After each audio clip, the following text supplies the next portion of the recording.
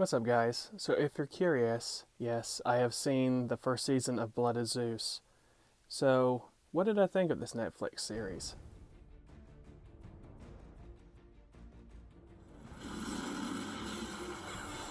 You're the son.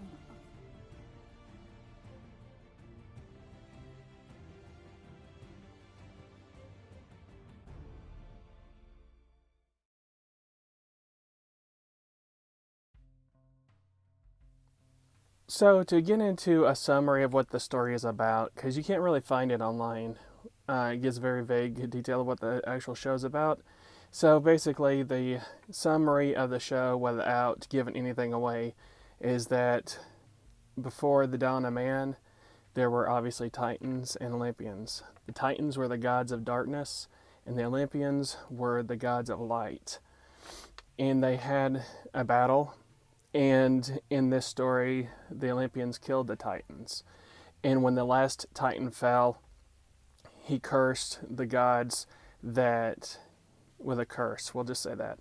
And as he fell into the ocean, the Titan, his blood created giants. And the giants began fighting the gods, the Olympians, and the Olympians defeated the giants and killed the giants. But a man by the name of Seraphim, who is the villain, we'll say, of this story of the first season, through later you find out how he does, but he discovers the body of one of the giants and eats the flesh of a giant. And when he does, he turns into what they call a demon.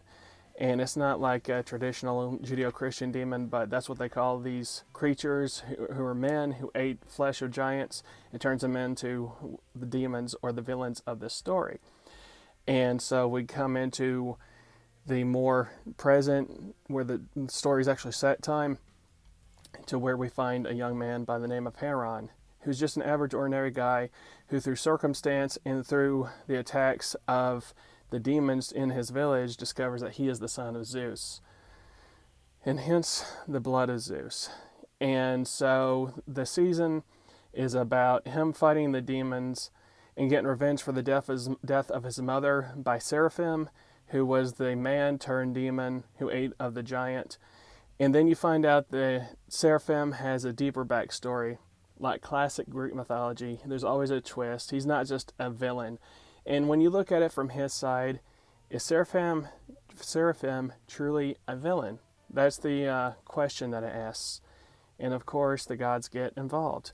So, what did I think of this season? And we're going to talk about that. So, I'm a big fan of the Castlevania series on Netflix, and it was nice to see that the series was created by the same people who had done Castlevania. And the animation is very similar. So if you know anything about one series, then you can definitely tell that they are back with the blood of Zeus. So the character that we're given in the story, as I mentioned, is Heron, who is, like most myths in your famous movies, at least the Hollywood movies, is one of the children of Zeus. He's a demigod, and he doesn't know he's a demigod until his mother reveals it to him. And then once he finds out he is the son of Zeus, he goes on an adventure that proves himself a hero. It's a story and a premise that has been done before, but for 8 episodes for Netflix that, give or take, are about half an hour each, the story flew by really fast. You can definitely get through it in one sitting. It took about, with taking breaks, it took about, I think, around 4 hours, give or take. I say that it's kind of hard to time because some episodes are about 25 minutes, and when it gets towards the end of this season, it gets to where a couple of episodes are closer to an hour in length. It goes into a great big finale, and the build up is well worth it. What I can definitely say that it's definitely a binge watch series because it was interesting enough to keep me going to find out what happened next, and I was never bored with one episode. I was always wondering to see what god would show up next, and there were certain parts of the story that actually had me on the edge of my seat because I was really scared for certain characters and gods if they were going to be killed and if they would show up for the next episode. So it had me hooked.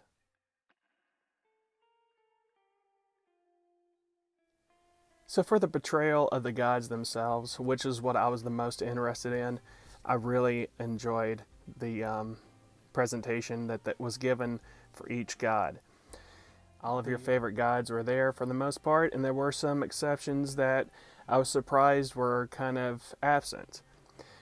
Needless to say, I was a fan of Apollo being in this season and being the hero, because he had gods on one side and gods on the other side, so we had a fight of the gods. And it was good to see Apollo being one of the quote-unquote good guys. And I think his portrayal was really well done. Same with Hermes and Zeus, of course. And the moral of the story is that this entire story wouldn't have happened if not for Zeus's cheating ways. It is the way it always is in the myths. A lot of the times it's Zeus cheats on Hera, and here's the story. And that is exactly what happens. So back on the gods, some of the omissions that I was surprised about were, well, the biggest one being Athena. She is nowhere on this season. She, I'm sure, is one of the background gods of Olympus when they go to Olympus, but she does not have one word said, and she's not obvious among the gods and goddesses. She doesn't have her owl. The owl goes to Hephaestus, who has a mechanical owl that's kind of like Bubo from Clash of the Titans. And so you don't get Athena, and I was really surprised that in this season she would not show up at all. And Dionysus, he shows up, but he has no words. He's in the background, and you know it's Dionysus because he's wearing all purple, and he has the grapes and the vines in his hair, and it's an anime. So to show that he's drunk or the god of wine, they gave him red slashes, like on animes, whenever people get drunk, they give him that red cheeks. That's what Dionysus has. He was muscular, young, and beautiful, but he had the red cheeks, the red slashes to say that he was drunk. I thought that was kind of funny. He didn't act drunk. He wasn't like on Disney's Hercules where he was kind of thing. He was straight, sober, not acting drunk, but you could tell that he was at least presented as the god of wine. And I like that. But yeah, the omission of Athena was strange. The big ones were obviously that were very much part of the season were Poseidon, Zeus, Hera, Apollo, and Hermes. And off the top of my head, I think those were the main ones that were really there. And right at the tail end of the season, when you see what happens to Seraphim, one more god shows up. I'm not going to say who that was because he may play a role, or she may play a role into the next season.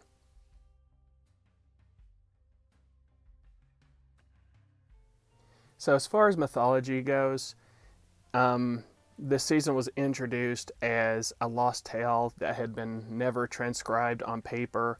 It was one of the stories that had been forgotten in time. So we are presented with a new story. That's the premise that is given before the actual story begins. And with that said, it doesn't really follow mythology for the most part, calling the Olympians the gods of light and the Titans the gods of darkness. So mythology nitpickers will not be happy to hear that. So don't come in expecting a lot of, hey, they're following the book mythology, because they don't. And it was a little annoying. I had the closed caption on just so I can always understand what is being said. And the person that did the closed caption kept calling Hermes in the caption Apollo. Every time Hermes was off screen and he was talking, it said Apollo, and it had the little thing, and then his words, and then it was Hermes. So they couldn't even keep up with who was who, because you can. That was a little annoying. I'll just stop there and just say that part was a little annoying. So yeah, so don't expect them to follow true mythology. But then again, I didn't come into this show thinking I was going to get that.